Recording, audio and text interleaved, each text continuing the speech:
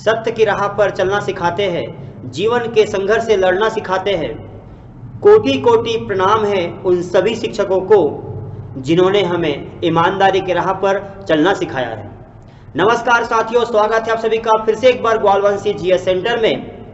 आज के सेशन में हम डिस्कस करेंगे, क्योंकि विद्यार्थियों का डाउट होता है, वो कहते हैं बार बार कि सर हमें एंशिएंट हिस्ट्री, मीडिएवल हिस्ट्री और मॉडर्न हिस्ट्री याद नहीं होती।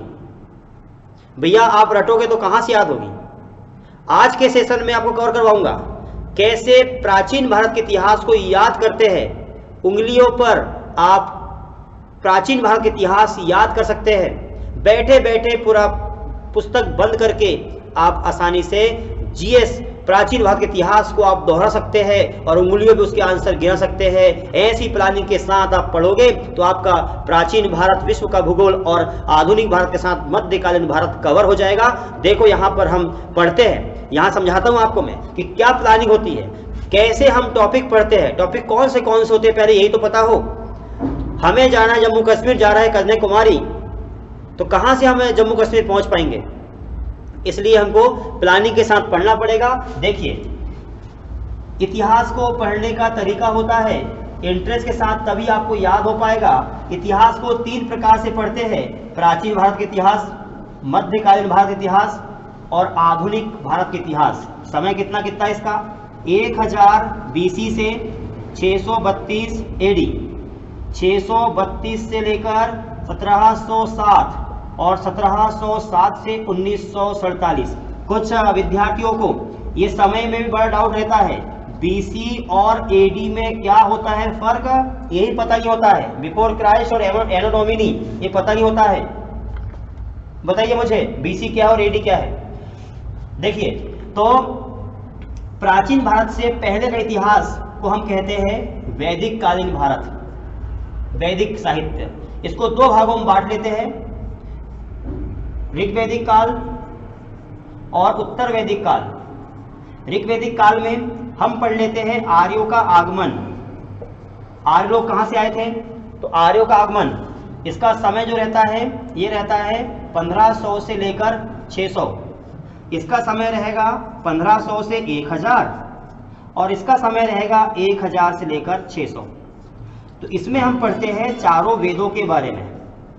ऋग्वेद, बत्री का आपको पता होगा, रसिया, ऋग्वेद, सामवेद, यजुर्वेद, अथर्ववेद, और वेदांग के बारे में, उपनिषद के बारे में, छंदों के बारे में, और इसके अलावा रामायण, महाभारत, कुरान, इन सब के बारे में इसमें पढ़ते हैं। ऋग्वेद में आर्यों का आगमन पढ़ते हैं। और इससे पहले हम पढ़ते हैं पाषाण काल। पाषाण काल को 3 भागों में बांटा गया था: पूरा पाषाण काल, मध्य पाषाण काल और नव पाषाण काल। इसका भी समय पता होगा आपको, क्योंकि मैं एक साथ आपका बेस कवर करवा रहा हूं कि प्राचीन भारत का इतिहास को कैसे पढ़ते हैं। देखिए, यह प्राचीन भारत का इतिहास शुरू हो रहा है, ये वाला, ये पूरा का पूरा हमें कवर करना होता है। तो पूरा पाषाण काल का समय होता है 32 लाख BC से लेकर 10,000 BC तक। 10,000 से लेकर 1000, 10,000 से 4000 और यहां आ जाएगा 4000 से लेकर 1000। ये देखिए 1000, यहां आप नोटिस करिए। पूरा पाषाण काल ये समय BC में चल रहा है। पूरा पाषाण काल मतलब आदि मानव का समय है ये वाला। तो इसमें आपको क्या करना होगा, इसमें आप देखिए इस समय आग का आविष्कार नहीं हुआ। जब आग का आविष्कार नहीं हुआ तो भोजन कैसे खाएंगे, भोजन करेंगे इस समय लोग बाग कौन सा वाला, कच्चा मांस का उपयोग करेंगे, घुमक्कड़ जैसे जिंदगी जिएंगे, आज यहाँ कल वहाँ परसों यहाँ, ऐसे पूरे अलग अलग क्षेत्र में भ्रमण करेंगे। झूम खेती का उपयोग करेंगे। झूम खेती मतलब जंगल को काट के कृषि करना, झूम खेती कहलाता है। तो आग का आविष्कार नहीं हुआ, कंदमूल फल खाएंगे, कच्चा मांस खाएंगे, शिकार करेंगे, हंटिंग करेंगे। तो ये हो गया पूरा पाषाण काल। मध्य पाषाण काल में कुत्ते को पालतू पशु बनाया था और इस समय में आग का आविष्कार नहीं हुआ। नव पाषाण काल में क्या हुआ, आग का आविष्कार हो गया। जब आग का आविष्कार हो गया तो जहां अभी ग्रुप में जानवर के पीछे भागते थे, पति दौड़ रहा है, उसके पीछे पत्नी, उसके पीछे बच्चे चले हैं भ्रमण करते हुए, आज यहाँ, कल वहाँ, परसों वहाँ, यहाँ जानवर मारा, यहाँ खा गया, वहाँ मारा, वहाँ जा खा गया, जहाँ देखो वहीं रुक गए। ये सब घुमक्कर जिंदगी जीते थे, जंगल राज चलता था, ये इस समय था। कुत्ता पालतू बना लिया, कुत्ता साथ में चलेगा। यहाँ पर अब होगा आपका आविष्कार। जब आपका आविष्कार हो गया है तब क्या होगा, इसमें आग जला लिया, एक पेड़ जल रहा है, उसके आसपास व्यक्तियों को बिठा दिया और परिवार को स्थायी निवासी का बना दिया। यहाँ पर आग का आविष्कार हुआ, झोपड़ी बना दिया, आग जल रही है, वहाँ पत्नी है, बेटे बच्चे वहाँ खेल रहे हैं, पति गया है जानवर मारने, हंटिंग करने, और शाम को लेके मार के जानवर आएगा, तो हो गए स्थायी निवासी, एक फिक्स जगह पे रहने लगे। तो ये नवपाषाण काल में शुरू हुआ। तो यहाँ पर आग का आविष्कार हुआ। अब आग का आविष्कार हुआ तो लोग बाग कंदमूल फल तो खाएंगे, साथ में पका भोजन खाएंगे। ये यहाँ पर मिलेगा आपको कोल्डी हवा नामक स्थान इलाहाबाद में, जहाँ पर चावल के साक्ष्य मिले हुए हैं। तो यहाँ से स्थायी निवासी हो गए। उसके अलावा ऋग्वेदिक काल, उत्तर वैदिक काल आपने यहाँ तक पढ़ लिया। इसके अंतर्गत इसमें हम जो पढ़ते हैं, देखो बेसिक होना चाहिए। प्राचीन भारत के इतिहास को हम जो पढ़ रहे हैं तो ऐसा आप एक साथ डायग्राम बना लीजिए फ्रंट पेज पे। जो आप नोट्स बना रहे हैं उस नोट्स में ऐसा आप डायग्राम बना लीजिए। और इतना आपको टॉपिक पढ़ना है, मैं टॉपिक नहीं पढ़ा रहा हूँ, मैं बेसिक बता रहा हूँ कि आपको पढ़ना कैसे कैसे है। और जब टॉपिक याद रहेगा तो वो टॉपिक को हम डिस्क्राइब कर सकते हैं। देखो प्राचीन भारत के इतिहास के अंतर्गत फिर हम आते हैं कहाँ में, वेदों के बाद हम पढ़ते हैं धार्मिक साहित्य, धार्मिक आंदोलन, धार्मिक साहित्य। इसमें पढ़ लेते हैं जैन धर्म के बारे में, बौद्ध धर्म के बारे में, ब्राह्मण धर्म के बारे में, ये धर्म हो गया। इसके बाद फिर आता है टॉपिक वंश का, बस। और जैसे ही बात आती है वंश की तो यहां पर डाउट होता है कि वंश कौन से, वंश में दिक्कत होती है। यहां तक तो आपको कवर हो जाएगा, वंश में दिक्कत आती है तो मैं आपको वंश वाला टॉपिक देखो बताता हूं कि वंश किस प्रकार से पढ़ना पड़ता है। देखिए आप आगे इसमें प्राचीन भारत इतिहास, मध्यकालीन, आधुनिक भारत। प्राचीन भारत में आपने पढ़ा पाषाण काल के बारे में। पाषाण को 3 भागों में बांट दिया है, पूरा पाषाण काल, मध्य पाषाण काल, नवपाषाण काल। नवपाषाण काल को ध्यान रखना होगा, इसी के अंतर्गत आता है ताम्र पाषाण काल, और इसका समय हो जाता है कितना, 3500 से लेकर 1000। और ताम्र पाषाण काल को 3 भागों में बांट देते हैं। कौन से? देखो पाषाण काल, पूरा पाषाण, मध्य पाषाण, नवपाषाण, फिर ताम्र पाषाण आगे इसके अंतर्गत, नवपाषाण के अंतर्गत ताम्र पाषाण। तो ये समय, इसका समय कितना था नवपाषाण का, 4000 से 1000। तो इसी में थोड़ा आगे बढ़ते हुए 3500 से 1000 में नौ आता है ताम्र पाषाण काल, तांबा की वस्तु मिलने लगी थी, वो वाला है। और इसी के अंतर्गत इसमें आएगा प्राग हड़प्पा, हड़प्पा, उत्तर हड़प्पा, ये हड़प्पा काल, हड़प्पा सभ्यता, इंडस वैली, इसमें आता है। ये हो गया। अब बात करते हैं हम प्राचीन भारत में धार्मिक आंदोलन के बाद वंश।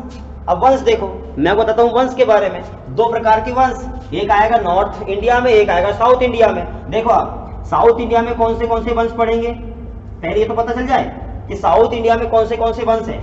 ये है दक्षिण भारत, इसमें 5 वंश है। प्राचीन भारत में दक्षिण भारत के 5 वंशों के नाम याद रखना पड़ेगा। कौन से हैं? पहला यहाँ आता है पल्लव वंश, एक हो गया पल्लव। पल्लव के बाद आता है राष्ट्रकूट वंश, जिसने एलोरा अजंता का निर्माण करेगा, छिंदवाड़ा का निर्माण राष्ट्रकूट ने किया। इसके बाद में फिर आता है चालुक्य, वेंगी के चालुक्य, कल्याणी के चालुक्य, सब इसमें पढ़ते हैं। और उसके बाद में फिर आता है पाल वंश, और फिर आता है चोल वंश। बस ये 5 वंश हो गए, पल्लव, राष्ट्रकूट, उसके बाद में चालुक्य, पाल और चोल, ये हो गया 5 वंश। कहां पर? दक्षिण भारत में। और उत्तर भारत में क्या होता है, इस क्षेत्र में आता है, इसको हम कहते हैं मगध प्रदेश, मगध साम्राज्य। मगध साम्राज्य में 2 राजा हुआ करते थे, एक का नाम था बृहद्रथ और एक का नाम था जरासंध। बृहद्रथ, जरासंध। तो मगध साम्राज्य में 2 राजा, इसके अंतर्गत 3 वंश आते हैं। कौन से 3 वंश? देखो हम बढ़ रहे हैं उत्तर भारत की ओर। 3 वंश कौन से? जिन विद्यार्थियों को मैंने क्लास में करवाया हूं वो साथ में रिवीजन करते रहे और एक बार कंठस्थ कर ले उसको। मगध वंश में इसमें आएगा, पहला आएगा हर्यक वंश, शिशुनाग वंश। देखिए आप, एक हो गया हर्यक वंश, एक हो गया शिशुनाग वंश और एक हो गया नंद वंश। ऐसे आपको याद करना पड़ेगा। जहां पर भी नाम आया मगध साम्राज्य का तो वहां पर याद रखिए आप, वहां हर्यक वंश आएगा, शिशुनाग वंश आएगा और नंद वंश आएगा। ये 3 वंश हो गए। अब मगध साम्राज्य के बाद और कुछ वंश आते हैं। कौन से? जैसे देखो, इसके जस्ट बाद नंद वंश के बाद हमको पढ़ना पड़ता है उसके बारे में, कौन सा? सिकंदर के बारे में। सिकंदर। और सिकंदर के बाद जो समय शुरू होता है, देखो ये हो गया दक्षिण भारत के, ये हो गया मगध साम्राज्य, और मगध साम्राज्य के बाद में सिकंदर के साथ साथ टॉपिक कौन सा आता है? अब आएगा मौर्य काल। आपको पढ़ना ऐसा पड़ेगा, मौर्य काल के बाद में ब्राह्मण वंश, मतलब मौर्य वंश, ब्राह्मण वंश के बाद में यवन वंश के बाद में आ जाएगा शक के बाद आएगा कुषाण के बाद आएगा गुप्त, और गुप्त के बाद आएगा पुष्यभूति वंश। क्या देखिए, 1 2 3 4 5 6 7, ये 7 हो गए। ये वाले कौन से वाले? ये देखिए, मौर्य हो गया, ब्राह्मण, यवन, शक, कुषाण और गुप्त। ये उत्तर भारत के हैं। ऑटोमेटिक याद होना चाहिए, कंठस्थ याद होना चाहिए। कौन से? देखिए, मगध साम्राज्य में 3 हो गए।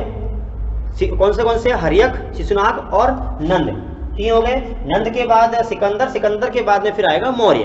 तो मौर्य वंश, ब्राह्मण वंश, यवन के बाद में आ जाता है शक, कुषाण, गुप्त और पुष्यभूति वंश। ये हो गए, ये उत्तर भारत के हैं, और ये वाले दक्षिण भारत के हैं। पल्लव हो गया, राष्ट्रकूट, उंगली पे याद कर सकते हैं। पल्लव हो गया, पल्लव, राष्ट्रकूट, चालुक्य, पाल और चोल।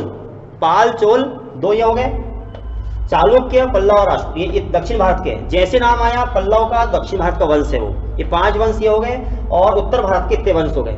इस प्रकार से पूरा टॉपिक कवर होता है। यदि इतना आपको कवर है, इतना सारा पढ़ा हुआ आपका है, तो आप समझ लिए आपका एंशिएंट हिस्ट्री 99% एंशिएंट हिस्ट्री आपकी कवर है। उम्मीद करूंगा आपको यहाँ समझ आ गया होगा। अब एक झलक मैं आपको दिखाता हूं। कौन सा वाला? कोई भी एक टॉपिक मैं आपको पढ़ा देता हूं। कौन सा वाला? जैसे यहां पर बात करें, कोई भी एक वंश, मगध वंश, हर्यक वंश। अब हर्यक वंश का बात आई है, तो हर्यक वंश, इसका समय याद रखना, इसका है 684 से 320 का समय है। किसका?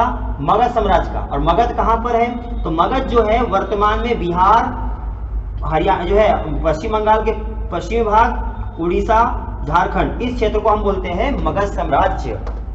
ठीक है ना? तो मगध साम्राज्य, अब मगध साम्राज्य में हर्यक वंश, शिशुनाग वंश, नंद वंश। तो इसमें समय रहेगा इसका वाला 545 से लेकर 412, इसका रहेगा 412 से लेकर के 344, और 344 से लेकर 320। ये हो गया वंश। अब हर्यक वंश में मैं आपको कुछ शासकों के नाम याद करवाता हूँ। शासक कौन से हैं? ये शासक आता है इसमें हर्यक में, एक आ जाएगा बिंबिसार, अजातशत्रु, उदयन और शिशुनाग।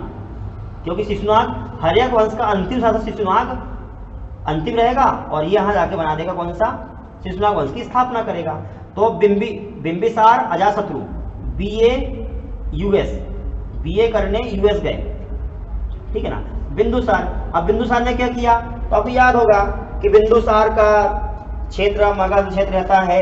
मगध में इसने हर्यक वंश की स्थापना की। बिंदुसार ने, बिंदुसार संस्थापक था, राजगृह गिरिवंश को इसने राजधानी बनाया।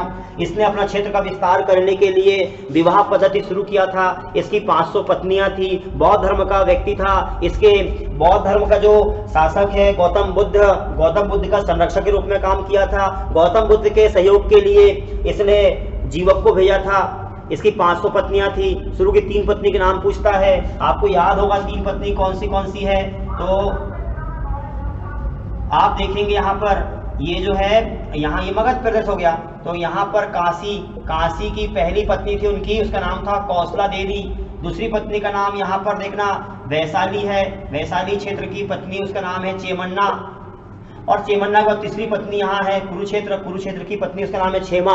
इस प्रकार से पत्नियां उनकी है। विस्तार किया हुआ है। संस्थापक है, हर्यक वंश के संस्थापक है, प्रतापी राजा है। ऐसे हमको याद करना पड़ता है। उसके अलावा और क्या आएगा इसमें? तो इसने क्षेत्र का विस्तार किया हुआ है और बौद्ध धर्म का अनुयायी था, बौद्ध धर्म मानने वाला था। अच्छा, ये कहाँ मिलता है हमको कि बौद्ध धर्म मानने वाला था? कहाँ बताया गया है? बौद्ध धर्म मानने वाला था ये बताया गया है, आपको मैंने करवाया था पिछली क्लास में, इवन आपको पता भी होगा कि जैन धर्म के त्रिपिटक है, विनय पिटक, अभिधम पिटक, सुत्त पिटक। तो विनय पिटक जिसमें नियम कानून का संकलन है बौद्ध धर्म का, उसका इसमें उल्लेखित है। कहाँ पर? ये बौद्ध धर्म वाला जो बिंबिसार है, बिंबिसार बौद्ध धर्म का को मानता था, वो कहाँ लिखा है? वो मिला है इसमें विनय पिटक में। ये भी आपको याद रखना होगा, ठीक है ना। उसके अलावा फिर आता है अजातशत्रु।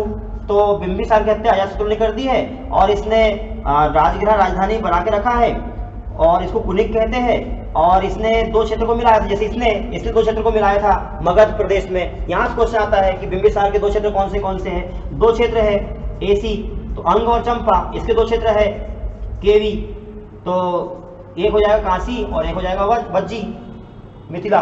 ये इस प्रकार से आपको याद करना होता है। फिर आ गया कौन सा? उदयन। इसकी हत्या करके उदयन ने हत्या कर दी है, अजातशत्रु की हत्या उदयन ने की है और पाटलिपुत्र की स्थापना की है, पटना की। फिर शिशुनाग वंश की स्थापना कर दी। इस प्रकार से आपको याद करना होता है। तो यदि ऐसा आप बेसिक कवर करोगे तो आपको सारा टॉपिक याद भी रहेगा। जैसे मैंने बताया, प्राचीन भारत, मध्य भारत, आधुनिक भारत। प्राचीन भारत से पहले वाला वैदिक, उससे पहले का पाषाण काल, और पाषाण काल को 3 भागों में बांटा, फिर 9 पाषाण काल। इस प्रकार से आपको याद करना होगा। तो ऐसा आप डायग्राम बना के रखिए। कोई भी तैयारी आप करते हैं तो पहले प्लानिंग के साथ करिए। ये प्लानिंग ऐसे करिए और फिर टॉपिक उठा के पढ़ना शुरू कर दीजिए। उम्मीद करूंगा यहां तक का आपको समझ में आ गया होगा और ऐसे ही आप पढ़ेंगे। यदि ऐसा पढ़ोगे तो याद भी हो जाएगा। अच्छा, अभी एंशिएंट हिस्ट्री हमारी क्लास में चल रहा है, प्लस पॉइंट एसआर इंस्टीट्यूट में ये सब चल रहा है। तो जो विद्यार्थी पढ़ना चाहेगा वो संस्थान में आकर के सारा का सारा डिटेल में पढ़ सकता है। प्लानिंग के साथ प्रॉपर वे में कैसे पढ़ना है, क्या पढ़ना है, वो सारी चीजें संस्थान में होती है। बैच का टाइम रहता है सुबह 7:30 बजे का पहला बैच और सेकेंड बैच 11:30 बजे का। आइए आप संस्थान, और डिस्क्रिप्शन में सारे संस्थान की लिंक दी हुई है, आप वहां पर पहुंच सकते हैं। Ta-ta, bye bye.